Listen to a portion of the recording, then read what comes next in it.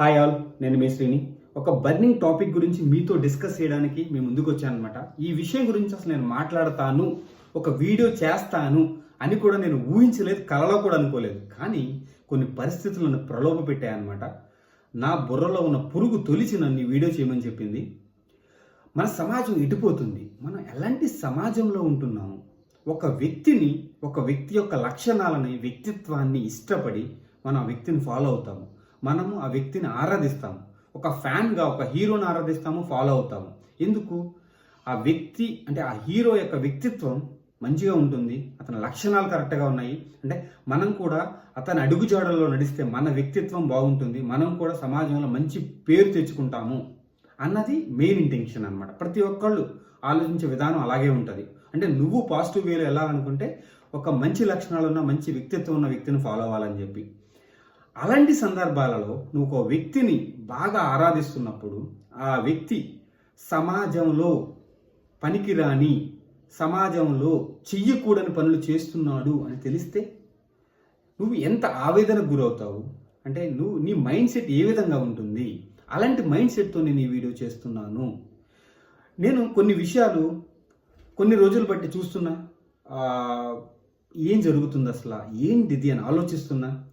నాకు కారణాలు దొరకలేదు. అసలు ఏది నిజం, ఏది అబద్ధం, ఏది నమ్మాలి, ఎవరిని నమ్మాలి అనే విషయాలు నన్ను తొలిచివేస్తున్నాయి. ముందుగా అసలు మీరు చూస్తున్నారు కదా, మీరు ఛానల్స్ చూస్తున్నారు, అసలు అదిరిపోతున్నాయి. టీవీ ఛానల్స్ కానీ, వీడియోస్ కానీ, ప్రతి ఒక్కళ్ళు ఈ టాపిక్స్ మీద వీడియోస్ చేస్తున్నారు. నన్ను కూడా అనొచ్చు, అంటే నువ్వు కూడా అంటే నీ వ్యూస్ పెంచుకోవడానికి చేస్తున్నావు అని చెప్పి అనుకున్న వాళ్ళు ఎన్నైనా అనుకోండి. బట్ నేను హట్ అయ్యి వీడియో చేస్తున్నాను. అంటే మనసుకు ఒక వేదన అనమాట, ఒక ఫీలింగ్తో ఈ వీడియో చేస్తున్నాను అనమాట. ఒకటి, జానీ మాస్టర్ అసలు ఎందుకు అలా స్టార్ట్ అయింది, అసలు జానీ మాస్టర్ చేసిన తప్పేంటి, అది నిరూపితమైందా అంటే ఇంకా అవ్వలేదు. కానీ ఎంత నెగిటివిటీ జనాల్లో ప్రొజెక్ట్ చేసింది.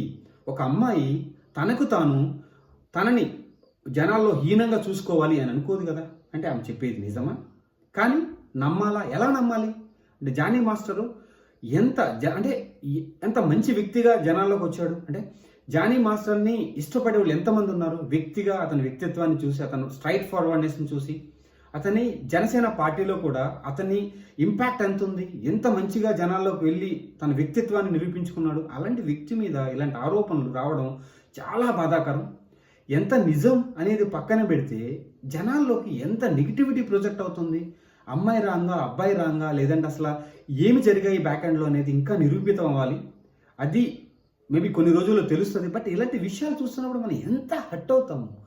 ఏంటి ఇది, సమాజం ఎటుపోతుంది, ఎలాంటి వ్యక్తులు సమాజంలో ఉన్నారు, ఎవరిని నమ్మాలి, ఎవరిని నమ్మకూడదు అని ఆలోచిస్తున్నప్పుడే ఇంకొక విషయం. ఈరోజు హర్ష సాయి జనాలకు ఎంత మేలు చేస్తున్నాడు, లేదంటే అతని మీద ఎంత నెగిటివిటీ ఉన్నది, లేదంటే ఎంతమంది ఆరాధిస్తున్నారు హర్ష అనేది మీకు తెలుసు.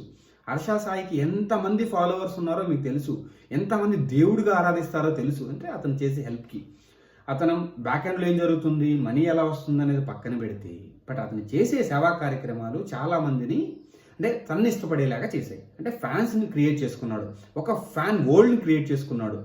అలాంటి వ్యక్తి సడన్గా అంటే ఆల్రెడీ నెగిటివిటీ వచ్చింది, కొంచెం నెగిటివిటీ స్టార్ట్ అయింది. అంటే అతను చేసే వీడియోల్లో కొన్ని ప్రాబ్లమ్స్ కొన్ని విషయాల మీద చాలామంది డిస్కస్ చేశారు. సడన్గా ఒక అమ్మాయి బయటకు వచ్చి నాకు ఇలా జరిగింది, హర్ష సాయి ఇలా చేశాడు అంటే ఒకటి తర్వాత ఒకటి మనకి అంటే మనము జనాలందరూ ఎవరినైతే ఈ క్యాండిడేట్ నమ్మవచ్చు, ఈ క్యాండిడేట్ అడుగుజాడలో నడవచ్చు, మన వ్యక్తిత్వాన్ని మనము అంటే మంచిగా చూసుకోవచ్చు, మనం కూడా జనాల్లో మంచిగా ఉండొచ్చు అనుకునే సందర్భంలో ఇలాంటి విషయాలు జరిగితే అసలు మనం దేని కరెక్ట్ అనాలి? అంటే న్యూస్ ఛానల్స్ 100 చెప్తాయి వాళ్ళ టీఆర్పీ కోసము, అంటే ఒక్కొక్కడు వీడియో చేస్తారు వాళ్ళ టీఆర్పీ కోసము, చాలా జరుగుతుంది. కానీ మన మనస్తత్వానికి ఏది కరెక్ట్ అవుతుంది అదే మాట్లాడాలి.